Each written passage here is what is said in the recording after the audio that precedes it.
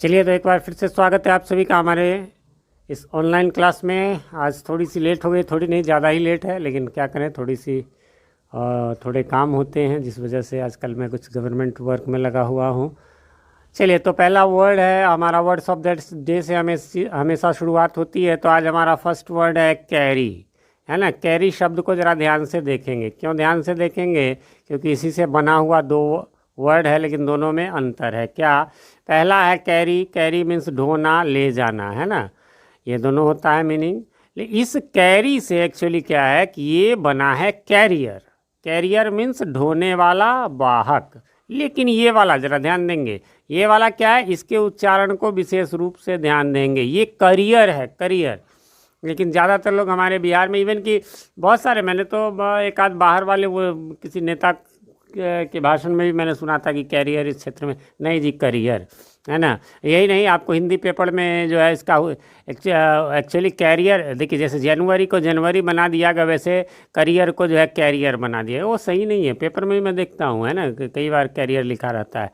पेशा, जीवन में प्रगति प्रदान करने वाली आजीविका, है ना। जो अपने कहते हैं हमारा करियर जो है ये इंजीनियरिंग के क्षेत्र में बनाना है, मेडिकल के क्षेत्र में करियर बनाना, तो क्या है जीवन में, देखिए केवल पेशा शब्द के अलावा यहाँ पर दिया गया जीवन में प्रगति प्रदान करने वाली आजीविका। कहने का मतलब है कि ऐसे तो अपना भूख पेट रोटी जो है यूं भी चल जाएगी, बट जो जीवन में प्रगति के लिए जो है तो उसके लिए करियर बनाना पड़ता है। अन्यथा जो है सो अपना जो काम है सो काम है, किसानी है, खेती है, या जो भी है, घर में बैठ के खाना है वगैरह वगैरह।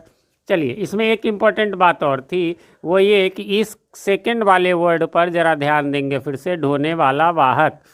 हमारे बिहार में खास करके इस पे थोड़ा सा ध्यान देने की ज़रूरत इसलिए कि मैं आप लोगों को जब ऑफलाइन क्लास होगा तो उसमें कभी कभी बीच बीच में मैं डिक्टेशन करवाता रहता हूँ। तो आप सबको पता है मैं उसमें उच्चारण क्या करता हूँ। जो लोग हमारे वो 12 वाले सभी जानते होंगे, 11th वाले भले ही कुछ लोग नहीं जानते होंगे, उनके सामने नहीं ली है मैंने ऐसी, बट 12 वाले सबको पता होगा कि मैं उच्चारण वही करता हूँ जो दुनिया करती है, बाकी बाद में मैं करेक्ट प्रोनाउंसिएशन करता हूँ।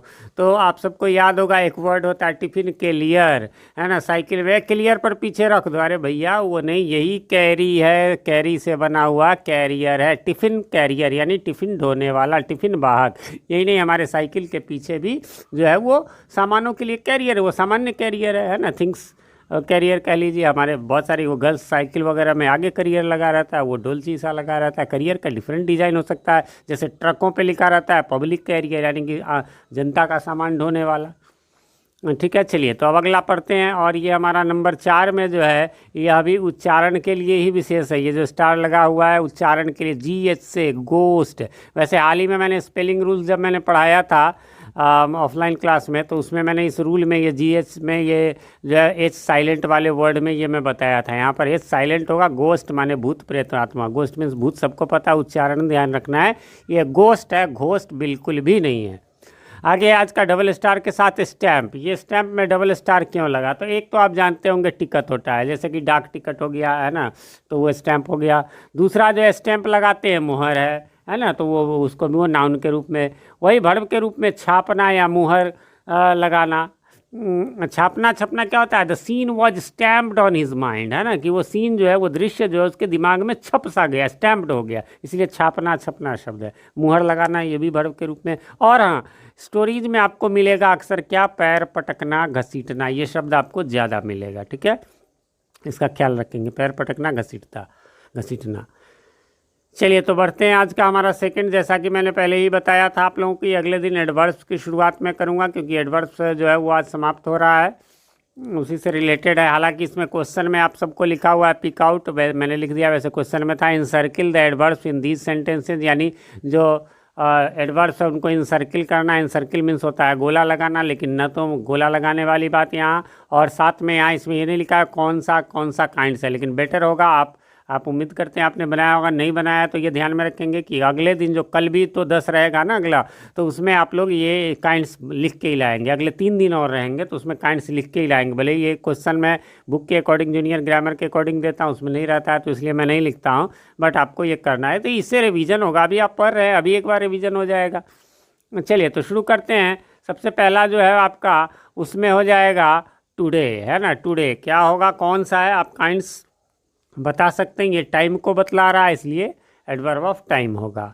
उसके बाद है ये सेकंड भी, ऑलवेज भी जो है वो आपको सेकंड में ऑलवेज जो है यह भी एडवर्ब ऑफ टाइम होगा, है ना। व्हेन, कब से जवाब करेंगे, क्वेश्चन याद होगा आपको तो ऑलवेज, कब सच बोलते हो तो always. The child run slowly, slowly होगा यहाँ पर कौन सा एडवर्ब होगा ये, तो ये एडवर्ब ऑफ मैनर है।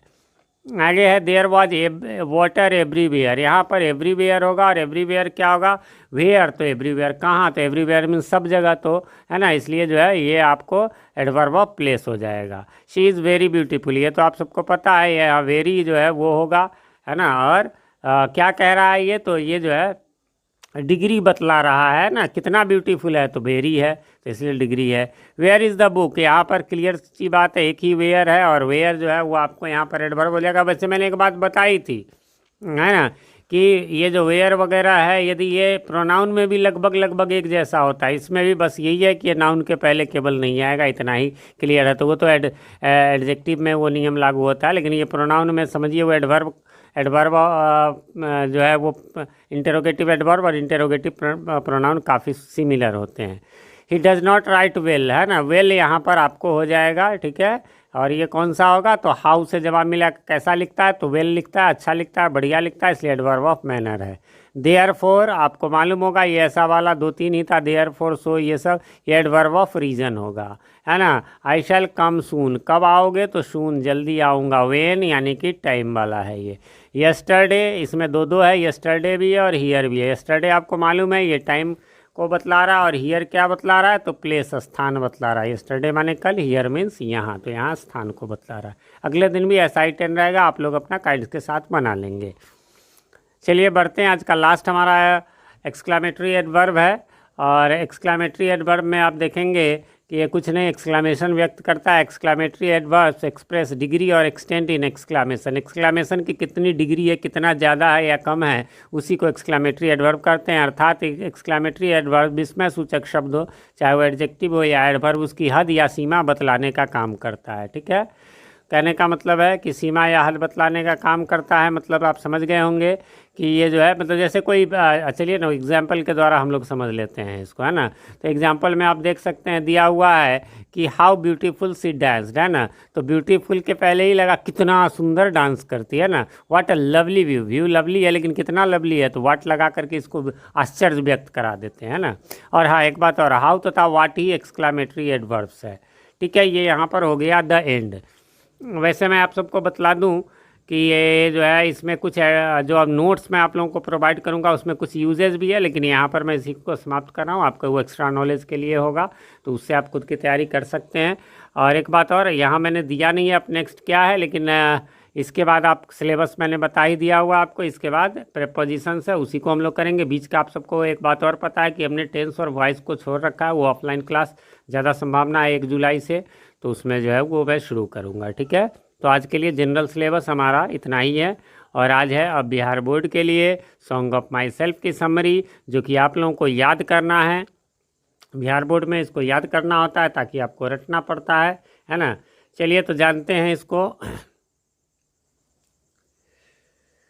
और इसमें आज आपका है, मैं इसको, जैसा कि आप जानते हैं इसका वीडियो आपको लिंक में मिल जाएगा, तो मैं यहाँ पर इसकी रीडिंग कर देता हूँ। और रीडिंग में है, Song of Myself is a very beautiful poem. It has been composed by an eminent poet, Walt Whitman. This poem has been taken from Leaves of Grass. The poet says that he wants to celebrate himself because he is in perfect health and wants to continue his journey on a happy note. He proudly sings of America, his motherland, and promises to go on singing till his death. This poet, through this poem, wants to show the sense of fraternity in the world. He says everything in all human beings is the same. Their blood is of same color. He gives a message of unity in diversity. The poet says that people belonging to different religions must have a sense of respect towards every religion. He accepts that life is not a bed of roses, it is full of difficulties as well as happiness. There are too many people who fight for their religions. That is not good. We should live in harmony. ठीक है, इसके नीचे ये इससे related word meanings है, जैसा कि हमारा हमेशा रहता है, तो ये सब आप देख सकते हैं। इसमें हमेशा की तरह वो जो है वर्ड होता है, फिर उसका उच्चारण होता है, फिर उसका जो है वो मीनिंग होता है। ठीक है, चलिए, तो उम्मीद करता हूँ आपका आज का क्लास अच्छा से गया, और मिलते हैं फिर कल के इस वीकेंड के लास्ट में। आज आपको जो इसके साथ ही पिक्स भेजे जा रहे हैं, उसके बाद आज फ्राइडे है तो मंडे को पिक्स होंगे, और वीडियो तो कल आएंगे। कल के बाद फिर ट्यूसडे को मिलते हैं फिर कल। तब तक के लिए हैव अ नाइस डे।